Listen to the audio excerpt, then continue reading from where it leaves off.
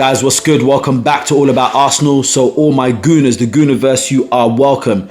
All right, let's get straight into it. There is breaking news. A lot of news outlets are saying this. It's even being caught by the BBC in their gossip column. It's the gossip column, so we don't know if we need to take this with a pinch of salt. But a lot of news outlets have come out and they are saying that Arsenal are plotting a double swoop for Bournemouth pair Kerkez and Semenyo for summer 2025.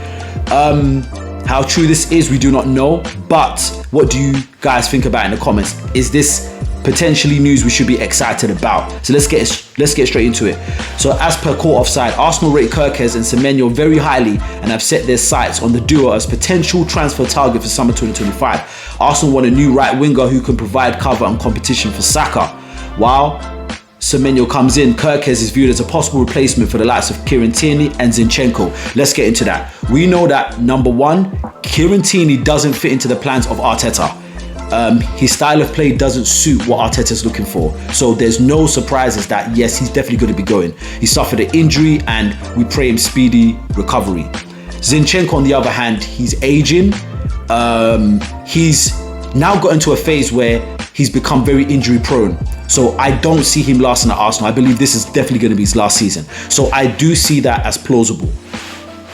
The only thought that comes to my mind is that Arteta really plays his cards close to his chest. He doesn't really go on about what he's going to do. He doesn't really reveal his plan. So how true this information is, we don't know. But as the months go on, I'm sure more information will come about this. But in this video, let's focus on Semenyo. And the reason why I want to focus on this could be a potentially good signing for Arsenal, for a backup for Bukayo Saka.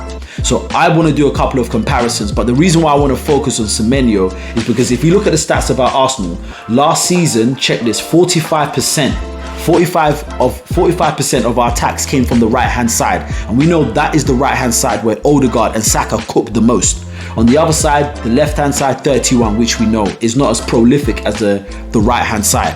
So I think that's the side we really need to focus on because it's our strongest side. So Semenyo is seen as a possible cover for and competition for Bukayo Saka. Cover, yes. Competition, ain't sure about that word. But I want to go into some stats about them. And I know you might be thinking, why am I comparing Semenyo with Saka? Saka's on another level. But you have to understand, anybody that's going to try and compete or fill Saka's boots has to be on a level. I know we've had Sterling. And to be honest, Sterling has had quite a slow start. Let me know what you think in the comments. He really got things going on at Bolton. He had flashes of brilliance at Bolton. Southampton, he did okay in the first half. Some might argue in the second half that goal came because of his mistake on the ball. We don't know, but he was substituted very soon afterwards. But I think he needs time to settle in. And I am hopeful because he was the one that was going to be covered for Saka on that right-hand side. But he's versatile. He plays left and right side. He plays left and right. But let's go into the stats. Saka versus Semenyo, right? And this is for interest in reading, so I've got up on the screen so you can follow along with me as well.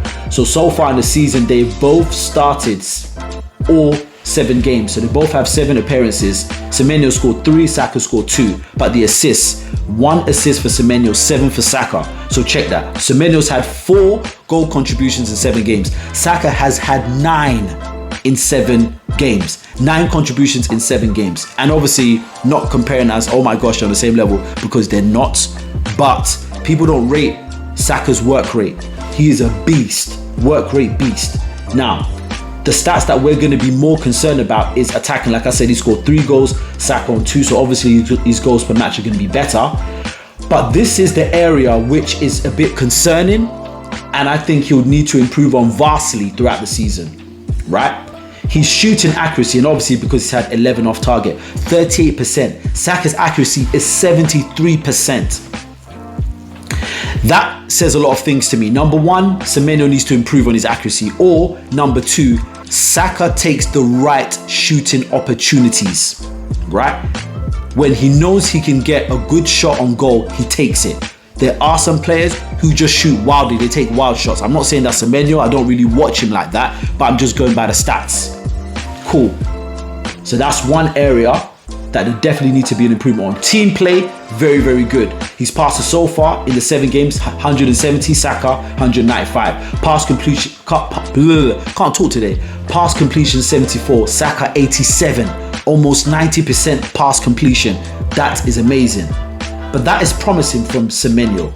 Passes forward 39, Saka 44, right? So Semenyo is a good team player, and that's what we need at Arsenal, because we're not about individuals, we are about a team performances. And why do I say that? Last season, we didn't have a Haaland who was just banging in goals all the time. We were getting goals through team efforts. With that Arsenal squad, with this Arsenal squad, anyone could score. Gabriel can kill it from the flanks and put in great headers and get us goals. Like Havertz is scoring, Trossard is scoring, Saka is scoring, Odegaard scoring. Goals can come from anywhere. So that's encouraging. He's a team player, team performer. Defensively, I'm impressed because we know that Arsenal, they have a rock solid defense and they all get back and defend, especially Martinelli. He's been doing well in defense. A shout out to Martinelli. But Saka is very good defensively. So anybody that's going to come in and deputize for Saka needs to be good defensively as well. So far, his stats in the season so far, 11 tackles and 7 successful tackles. Saka, 12 tackles, 8 successful. They are evenly matched when you look at it from a percentage point of view. So I think there's a lot that Semenyo could bring so far. It's very early on in the season, but like I said, through the stats, he's doing good. He's doing decent. The only area that's a little bit of a concern is his shooting accuracy. But besides that, let me know what you think in the comments. I think we need to give this time to simmer. It's very, very early. Very, very early. I pray he stays fit for the whole season. And let's see if he can keep this up, because that's what it's about. It's not about having flashes of brilliance, because some players, they come in, they start off well, but they don't end well. Saka always seems to start off well, in the middle, does well, and ends well. So let me know what you think in the comments. Should we go for Semenyo, or should we look at players like Mohamed Kudus? I know 2 seasons ago, he was supposed to come to Arsenal. Don't know what happened. He went at West Ham and he's been doing pretty good there. Perhaps I should do a comparison video. Semenyo and Kudus, who should we go for? However, let me know what you think in the comments. Once again, shout out to my daughter Serenity, doing a wonderful edit, and I'll see you in another video. Peace.